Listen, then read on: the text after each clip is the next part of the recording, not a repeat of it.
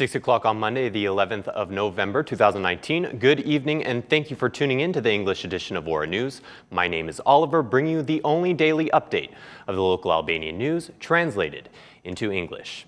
Well, up first tonight, the Constitutional Court has become the focus of debate between the majority in Parliament and the President of the Republic. The head of state declaring that it's Parliament's duty to vote for the next candidate, and within 24 hours it shall be declared by decree. But for the head of the Assembly, the Constitution is clear, and he has since sided with the justice appointments and the Legislative Council. The President's 30-day deadline has now expired, and the first name on the list, that being RTV, will be elected as a member of the Constitutional Court with 105 votes in favor. As a result, Gremos Rucci has requested a vote on the first name remaining on the list. Rucci has now submitted the second list into the voting process, that being Fiona Papageorgiou, who was elected also with 105 votes in favor. Meanwhile, for both candidates, the new opposition has already expressed their support. Earlier in the plenary session, the Socialist Party Parliamentary Group Chair Taulan Bala stressed that delays were being made deliberately. The President of the Republic should remove his mask and speak openly about it because realistically, he is not worried about the deadline. The President of the Republic has insisted that the Justice Appointment Council's list carry on with 4 people as he considers the 4th-ranked person on the list to be one he trusts. The President of the Republic is seeking to send Enkeleid Ali Biai's cohabitant to the Constitutional Court, said Bala. With this vote, the Constitutional Court increases to 5 members, hence making it possible for the advisory chamber to actually function, even though it needs 6 members to review the files in court. Also, for the first member elected by the President, Besnik Mushi, he is now up for consideration by the appeals chamber. And next up tonight, the Tirana prosecution has signed an arrest warrant for the former mayor of Vora, Agim Kaimaku, who was dismissed by the Central Election Commission's decision on the concealment of his prior arrest in Greece. Sources in the prosecution said that Kaimaku was declared wanted by a Tirana court ruling that imposed a security measure of imprisonment for the offense of abuse of duty and even forgery. The ruling was signed off after the police went to the former mayor's apartment and discovered his absence. The general prosecution has accused Kaimaku of falsifying his decriminalization form after hiding from officials his arrest in Greece back in 2003 based on charges of counterfeiting banknotes. Investigations have also revealed that although he was previously dismissed by the Central Election Commission, Kaimaku did indeed sign several orders with the Vora municipality so as to carry out illegal acts before his mandate had been removed. Well, Deputy Prime Minister Erion Brache was heavily involved in the debate over pictures of the people's heroes on the Martyrs Boulevard of the 75th anniversary of the liberation of Elbasan. From Elbasan today, he called for an end to this war against the people who gave up their lives for the nation. Responding to reporters, Brache acknowledged that Albania of today is not the one the martyrs have fought for. The majority recognizes its responsibility for the situation, but on the other hand, Brache wants to acknowledge another merit. But apart from the debate over pictures of the people's heroes along the boulevard for the celebrations of the 75th anniversary of the city's liberation, symbols from the Communist Party are also being displayed to bear witness. And next up tonight, recent administrative reforms have put small businesses in a tight spot. The inclusion of the VAT tax has resulted in an ever-growing burden that is expected to continue into the following year with the fiscalization process that is said to incur even more additional costs. Insta data in the Enterprise Structure Survey shows that in 2018, there was a significant number of small business closures. There are 824 family-owned businesses operating in the country, each with 1 to 4 employees over the past few years, indicating a decline in the well-being of Albanian families.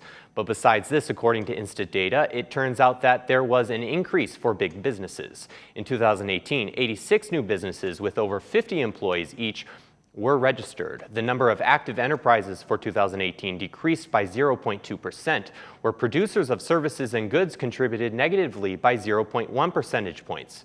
The sector with the largest number of enterprises is the trade sector with 41.4%, followed by other services sector and the accommodation and restaurant sector.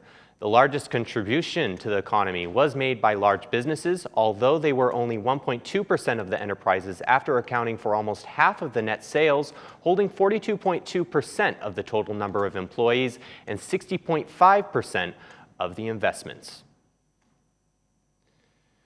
Well, although there are no details in the fiscal package regarding the initiative, it is foreseen that the effects of the revaluation will cost around 4 billion lek. The Assembly is expected to present this process in more detail soon.